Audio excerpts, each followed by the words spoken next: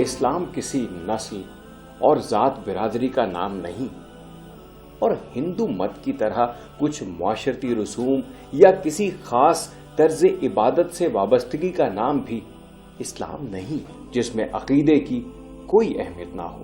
ہندو مذہب سے واقفیت رکھنے والا ہر شخص جانتا ہے کہ ویدوں کو مقدس الہامی کتاب ماننے والے بھی ہندو ہیں اور اس کا انکار کرنے والے بھی ہندو۔ مورتی پوجا کرنے والے سناتن دھرمی بھی ہندو ہیں اور مورتی پوجا کا کھنڈن کرنے والے آریہ سماجی بھی ہندو۔ ایشور اور خدا کو ماننے والے بھی ہندو اور اس کے قطعی منکر بھی ہندو۔ جواہر لال نہرو اسی لیے کہا کرتا تھا کہ ہندو مذہب بھی عجیب ہے، اس سے کسی طرح پیچھا نہیں چھوٹ سکتا۔ میں خدا کو نہ مانوں جب بھی ہندو ہوں، کسی مذہب کو نہ مانوں جب بھی ہندو ہوں۔ الغرض اسلام اس طرح کا کوئی مذہب یا دھرم نہیں ہے، بلکہ مسلمان ہونے کے لیے کچھ متعین عقائد اور ہدایات کو قبول کرنا اور ان کو برحق ماننا ضروری اور لازمی ہے۔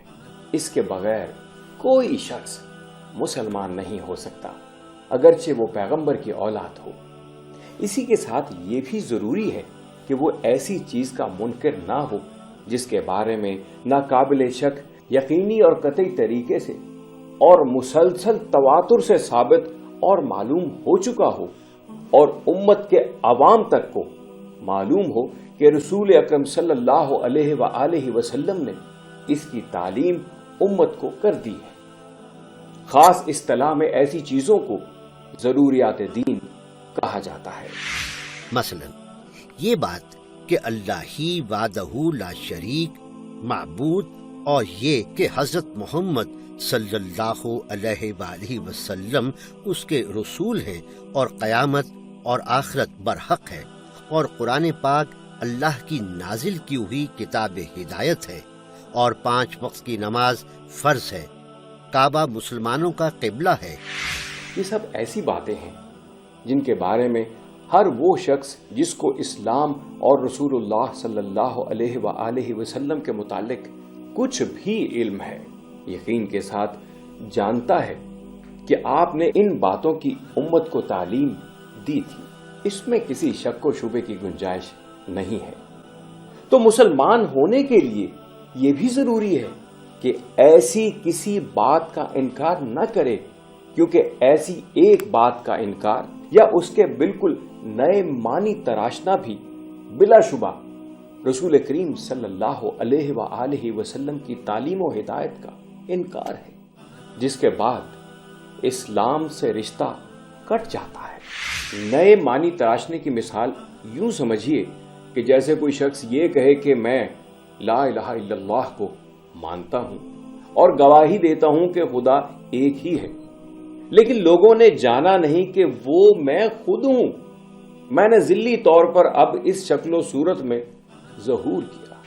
رسول اللہ صلی اللہ علیہ وآلہ وسلم سے جن باتوں کی تعلیم و ہدایت ایسی یقینی اور قطعی طریقے سے مسلسل تواتر کے ساتھ ثابت ہے جس میں کسی شک و شبے کی گنجائش نہیں، ان میں سے ایک یہ بھی ہے کہ نبوت کا سلسلہ آپ صلی اللہ علیہ وآلہ وسلم پر ختم کر دیا گیا۔ آپ کے بعد کسی بھی طرح کا کوئی نبی مبعوث نہ ہوگا۔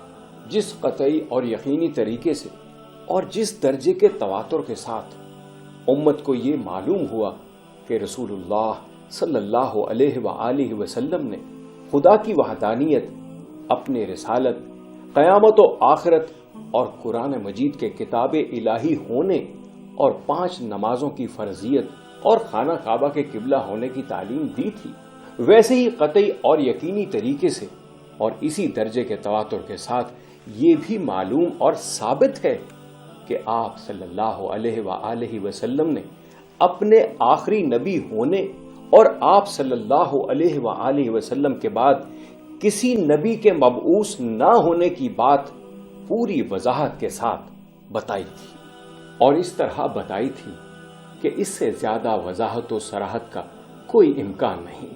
اسی لیے رسول کریم صلی اللہ علیہ وآلہ وسلم کے بعد صدیق اکبر رضی اللہ تعالی عنہ کے زمانہ خلافت سے لے کر ہمارے دور تک امت کا اس پر اجماع اور اتفاق رہا کہ جس طرح توحید و رسالت اور قیامت و آخرت اور قرآن کے کلام اللہ ہونے کا منکر مسلمان نہیں ہو سکتا، اسی طرح رسول اللہ صلی اللہ علیہ وآلہ وسلم کے بعد نبوت کا دعویٰ کرنے والا اور اس کی دعوت قبول کرنے والا مسلمان نہیں ہو سکتا۔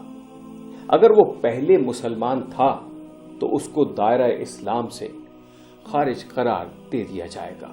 سچ تو یہ ہے کہ قرآن مجید کا تکمیل دین کا اعلان دراصل ختم نبوت ہی کا اعلان ہے۔ کتنی واضح آیت کریمہ ہے قرآن حکیم کی۔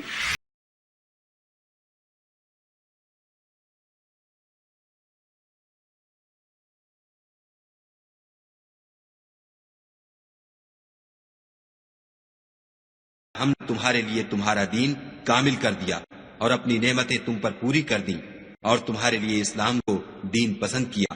اللہ کے رسول علیہ الصلوۃ والتسلیم پر قرآن حکیم نازل ہوا، وہ صادق تھے، امین تھے، روادار تھے، بردبار تھے، اخلاق حسنہ کے تمام و کمال ان کا اسوہ، ان کی زندگی پر تاریخ اور وقت گواہ ہے۔ ان کے دشمن بھی ان کی صداقت و امانت کی گواہی دیتے تھے۔ اب انہوں نے جو بات فرمائی اور قرآن نے جس کا اعلان کیا وہ یہی ہے کہ اسلام آخری دین ہے اور نبی کریم علیہ الصلوۃ والتسلیم اللہ کے آخری رسول ہیں۔ جب یہ اعلان کیا گیا کہ آج کے دن ہم نے دین کو مکمل کر دیا اور ہم نے نعمتوں کو تمام کر دیا اور اسلام کو بحیثیت دین کے تمہارے لیے پسند کیا، تو اس کے بعد اب کوئی حجت نہیں رہ جاتی۔ کسی نے کچھ کہا بھی ہو، اگر کسی نے، کسی فقیہ نے، کسی صوفی نے اپنی کسی منزل میں وہ بات کہی بھی ہو تو وہ قابل قبول نہیں ہے۔ معصوم کا قول فیصل ہے کہ جو بھی بات چاہے وہ کسی طرف سے آئی ہو، اگر قرآن سے متصادم ہے تو وہ اس قابل ہے کہ اس کو دیوار پر مارا جائے، یعنی مسترد کر دیا جائے۔ چنانچہ کوئی دعویٰ قرآن کے بعد اور نبی کریم علیہ الصلوۃ والتسلیم کے بعد قابل اعتنا نہیں ہے، وہ اس قابل ہے کہ اس کو رد کر دیا۔ اسی کے ساتھ حکمت خداوندی نے یہ بھی فیصلہ فرمایا کہ اس دین و شریعت کو جو اپنے مکمل ہونے کی وجہ سے اب کبھی کسی ترمیم و اضافے کی محتاج نہ ہوگی، محفوظ کر دیا جائے اور ایسا انتظام فرما دیا جائے کہ یہ زندہ اور مستند خدائی دستور اور آسمانی منشور قیامت تک محفوظ رہے۔ اس فیصلے کا اعلان بھی کتاب مبین میں کر دیا گیا۔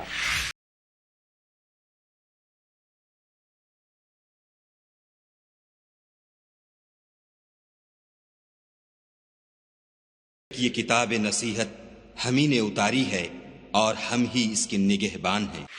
نبی کیوں آتا ہے؟ نبی اس لیے آتا ہے کہ اللہ کا پیغام لوگوں تک پہنچا دے۔ اگر اللہ کا پیغام محفوظ ہو جائے اس کے بعد نبوت کی ضرورت نہیں رہتی۔ پوری انسانی تاریخ میں یہی ہوا ہے، جب اللہ کے ایک پیغمبر کی دعوت محفوظ رہی ہے اللہ نے کوئی نیا پیغمبر نہیں بھیجا۔ جیسے ہی اس کے اندر تحریف ہوئی ہے، جیسے ہی اس کے اندر انحراف آیا ہے تو نئے پیغمبر کو آنے کی ضرورت پڑی تاکہ اس کی وہ تجدید کر دے۔ رسالت مآب صلی اللہ علیہ وسلم کا جو آمد ہے انسانی تاریخ کے اندر، یہ رسالت مآب صلی اللہ علیہ وسلم کے حوالے سے جو مستشرقین کی بحثیں بھی ہیں اور ساری جو سوالات بھی اٹھتے رہے ہیں، اس میں ایک بات پہ کسی کو اختلاف نہیں ہے کہ محمد صلی اللہ علیہ وسلم تاریخی انسانیت کے پیغمبر ہیں۔ یعنی وہ آپ مجھ سے اختلاف کریں یا اختلاف کریں، آپ اس پہ دو آراء نہیں ہے کہ وہ تاریخ کی ایک مسلمہ حقیقت ہے۔ سیدنا ابراہیم کے بارے میں سوال اٹھتا ہے کہ وہ تاریخ میں تھے یا نہیں۔ حضرت موسیٰ کے بارے میں خود مستشرقین کے ہاں اور خود جو ویسٹ مذہب پڑھنے والے لوگ ہیں وہ سوالات اٹھاتے ہیں کہ وہ تاریخی طور پر کیا کوئی ثابت شدہ شخصیت ہے۔ نبی صلی اللہ علیہ وسلم کے بارے میں ایسا کوئی سوال نہیں ہے، آپ ان کو نبی مانیں یا نہ مانیں، آپ ان کی حیثیت کو قبول کریں یا نہ کریں، آپ اس سے انکار نہیں کر سکتے کہ اس نام کا ایک آدمی انسانی تاریخ میں آیا اور انہوں نے یہ تبدیلیاں انسانی سماج میں پیدا کر دی، یہ تغیرات پیدا کر دیے۔ اس لیے محمد صلی اللہ علیہ وسلم تاریخی طور پر ایک ثابت شدہ شخصیت ہے۔ دوسری بات، وہ جو الہام لے کر آئے اس کو بھی حفاظت کا ذمہ اللہ نے لے لیا۔ انا نحن نزلنا الذکر وَإِنَّا لَهُ لَحَافِظُونَ، قرآن نے بتا دیا اللہ تعالیٰ اس کا محافظ ہے اور اس نے اس کی حفاظت کر دی۔ اللہ کی کتاب، اس میں کوئی شبہ نہیں ہے کہ جس طرح سے اتری تھی آج بھی موجود ہے۔ اسی طرح سے رسالت مآب صلی اللہ علیہ وسلم کی سنت بھی ایک عملی تواتر سے محفوظ ہے۔ اس کے اندر پوری انسانی تاریخ میں کہیں کوئی انقطاع نہیں ہے، کوئی دور پوری انسانی تاریخ میں ایسا نہیں گزرا جب ہم یہ کہیں کہ ایک نسل دوسری نسل سے مربوط نہیں ہے اس سنت کے حوالے سے جو رسالت مآب صلی اللہ علیہ وسلم لے کے آئے۔ اس لیے دین محفوظ ہے، آج بھی یہ اسی طرح 2-2-4 کی طرح بتایا جا سکتا ہے جیسے آج سے 1400 سال پہلے موجود رہا ہے۔ جب دین میں انحراف نہیں ہوا، جب دین کی شناخت نہیں بدلی، تو پھر پیغمبر کی ضرورت بھی نہیں رہی۔ اور خود رسالت مآب صلی اللہ علیہ وسلم نے اپنے بارے میں یہ بتا دیا کہ میں اور میرے اور قیامت کا معاملہ ایسا ہی ہے جیسے 2 انگلیوں کا، کہ میرے بعد اب قیامت کو آنا ہے۔ اب گویا دور رسالت مآب صلی اللہ علیہ وسلم کے بعد جو دور آنے والا ہے وہ قیامت ہے، گویا یہ آخری دور ہے، اس کے بعد کسی دور نے نہیں آنا۔ جب دور نے نہیں آنا تو پیغمبر نے بھی نہیں آنا۔ اس لیے انسانی تہذیب کا جو ارتقاء ہے وہ جاری رہے گا، پیغمبر کی ضرورت بھی ختم نہیں ہوگی، لیکن اللہ نے چونکہ اپنے دین کو، اپنے پیغمبر صلی اللہ علیہ وسلم کی سنت کو محفوظ کر دیا، لہٰذا وہ سماج سے آج بھی اسی طرح متعلق ہے جیسے آج سے 1400 سال پہلے۔ یہ خدا کی کتاب ہے نا، خدا کی کتاب ہے نا، اس کی ایکسپائری ڈیٹ نہیں ہوئے گی، اس کی ایکسپائری ڈیٹ نہیں ہو سکتی کیونکہ اس کی اپنی اب ہو گئی اور اس کا تحفظ کا ذمہ بھی اس نے لے لیا۔ اب اگر آپ یہ کہتے ہیں کہ نبی اس لیے چاہیے کہ اس کی بہتر انڈرسٹینڈنگ چاہیے، تو کیا کسی بھی دور کے لیے قرآن نامکمل انڈرسٹینڈنگ کے طور پہ ایگزسٹ کرے گا اور ایک بندہ اور چاہیے ہوگا جو اس کی بہتر انڈرسٹینڈنگ کرے؟ تو پھر اس کی لیونگ ہونا کدھر جائے گا، اس کی پرپیچوٹی کدھر جائے گی؟ آبجیکٹو پرپیچوٹی تو ختم ہو جائے گی اس موقع پہ جب آپ کو گاڈز اون میسنجرز دوبارہ چاہیے اسی کتاب کو ری انٹرپریٹ کرنے کے لیے۔ یہ کتاب آلویز ری انٹرپریٹ رہے گی ہیومن سینس میں، ڈیوائن گاڈلی سینس میں نہیں۔ گاڈز اون بندہ نہیں اب چاہیے اس کو ری انٹرپریٹ، ہیومن بینگ ہمیشہ اس قابل رہیں گے اور یہ زبان ہمیشہ اس قابل رہے گی کہ اپنے آپ کو ریویل کرتی رہے گی اس کے میسج کو، اس کے اندر میسج دوبارہ گم نہیں ہونا، اس کا ریویلیشن پوائنٹ ختم ہو جاتا ہے، یہ خود سے ریویل ہوتا رہے گا۔ یہ ری انٹرپریٹیبل ہے بھائی کن لوگوں سے؟ جو غور کرتے ہیں، جو دیکھتے ہیں، جو ایمان لاتے ہیں، جو اس چیز پر بلیو رکھتے ہیں، ان کے لیے خود آسانیاں پیدا کرتا رہے کیونکہ اس کے اندر یہ باتیں لکھی ہوئی ہیں۔ تو آپ کون ہوتے ہیں اس کے اوپر نیڈز اور نیسیسٹیز کو انکریز کرنے والے کہ یہاں پر یہ رک جائے گا اور یہاں پہ ایک نبی ہی آ کر گائیڈ کر سکتا ہے؟ آپ کے پاس یہ اختیار ہی نہیں ہے کہ یہ ڈیمانڈ اس کے اندر اور ڈالے، اس سے تو اس کی کوالٹی کم ہو جائے۔ اسی لیے حکمت خداوندی نے یہ فیصلہ فرمایا کہ کوئی نئی نبوت نہیں بھیجی جائے گی اور کوئی نیا نبی مبعوث نہ ہوگا۔ اس فیصلے کا اعلان بھی کتاب مبین میں کر دیا گیا ہے۔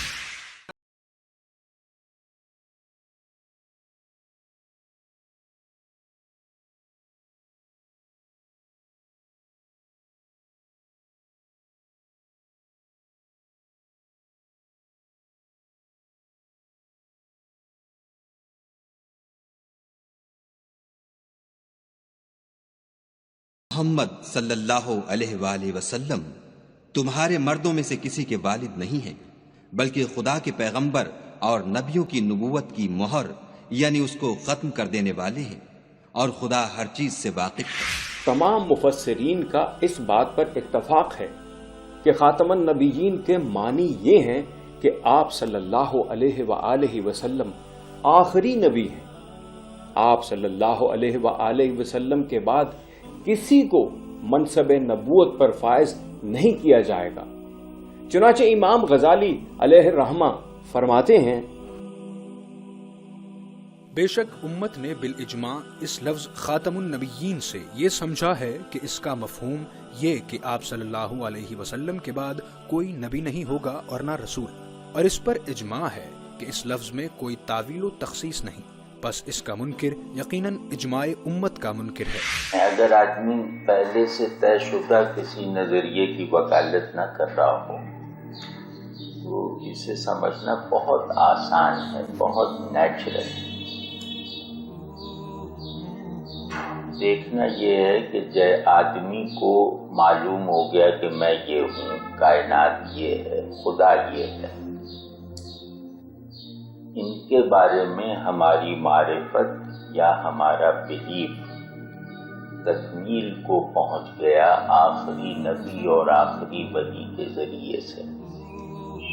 تو اب نبی کی ضرورت نہیں ہے، اب ان آئیڈیاز کی مینجمنٹ کرنے والے نبی کے وارثوں کی ضرورت ہے، کارکنوں کی ضرورت ہے، اور وہ ان آئیڈیاز کو ریفریش نہیں کریں گے۔ یہ آئیڈیاز ایک تقدیر کی طرح تازہ اور ظاہر ہیں، وہ ان آئیڈیاز کی امپلیکیشنز کے امکانات اور راستے ڈھونڈیں گے اور ان آئیڈیاز کو دھندلانے والی کسی بھی موومنٹ کا راستہ روکیں گے۔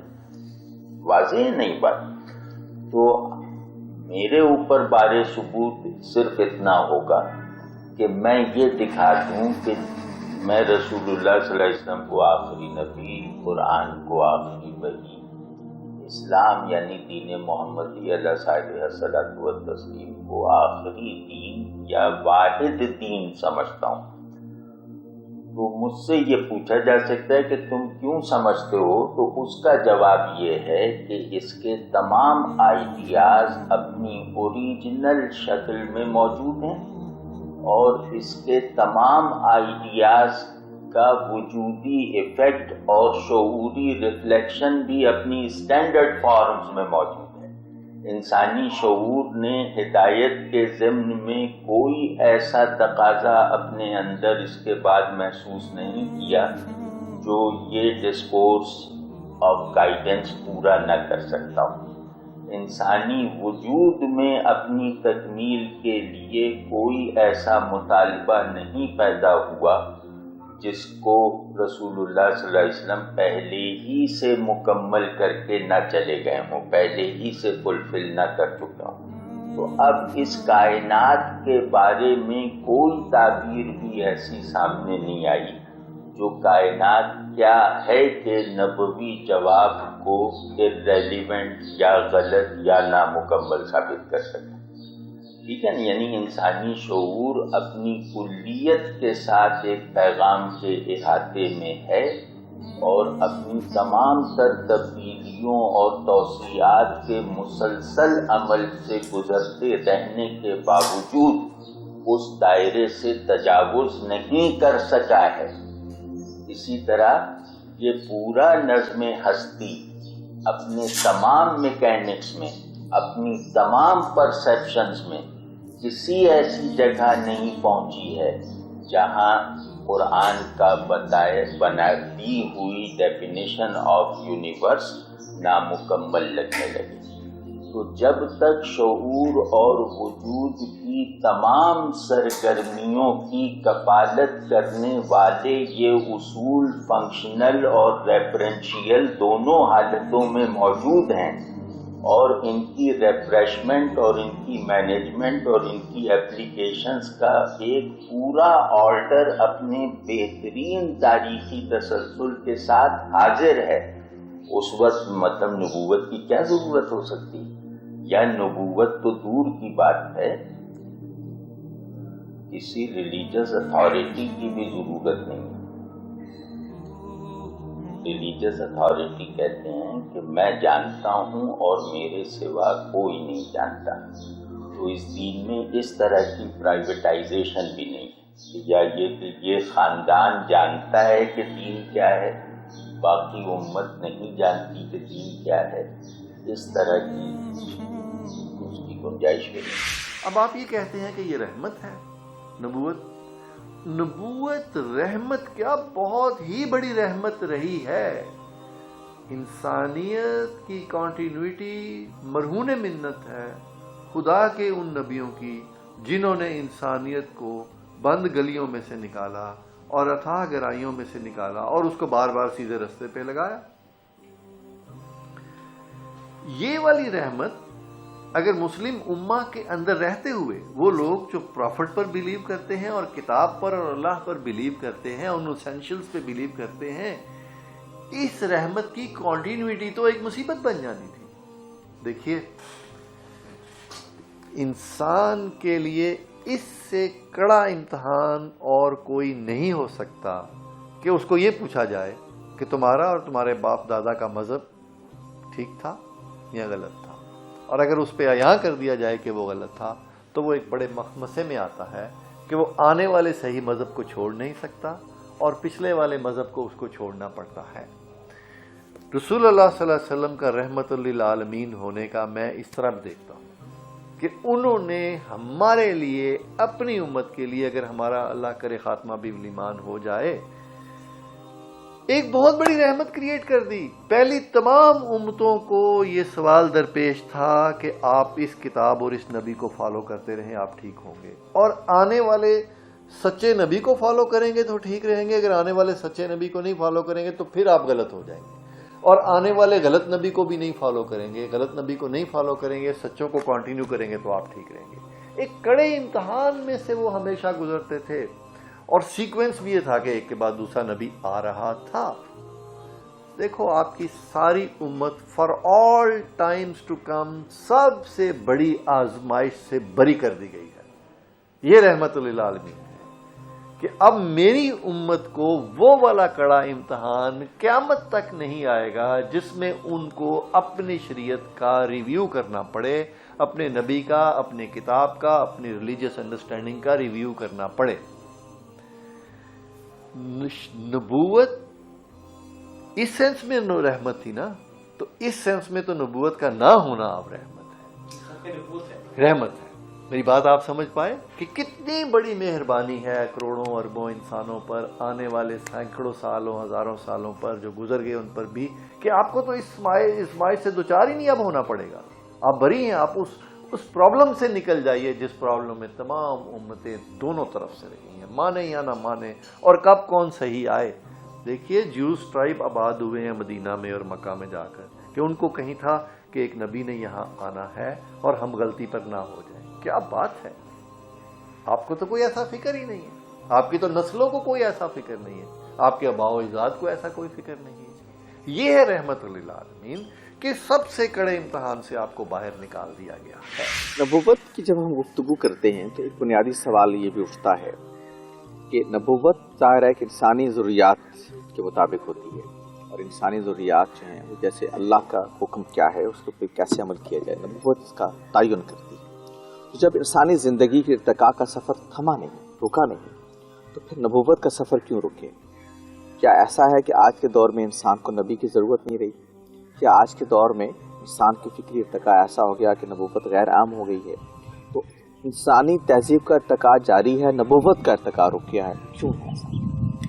میرے نزدیک اس بات میں ایک بنیادی چیز جو سمجھنے کی ہے وہ یہ ہے کہ جس کو ہم ارتقاء کہہ رہے ہیں وہ نفس انسانی کا ارتقاء نہیں ہے، وہ تہذیب انسانی کا ارتقاء۔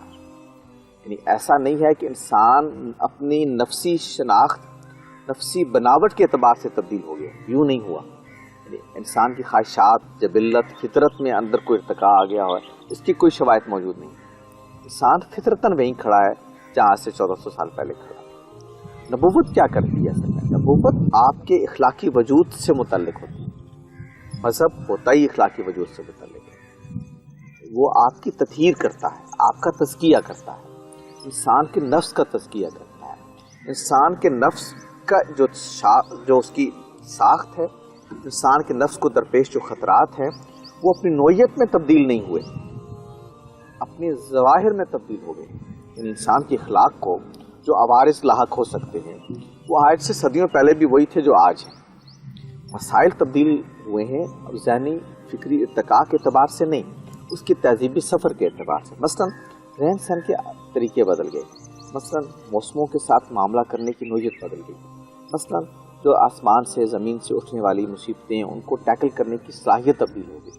لیکن انسان کا جو نفس ہے، انسان کا جو اصل حقیقت ہے، اس کے اندر کوئی تغیر واقع نہیں ہوا۔ جب تغیر واقع نہیں ہوا تو کسی نئی نبوت کی ضرورت بھی باقی نہیں رہی۔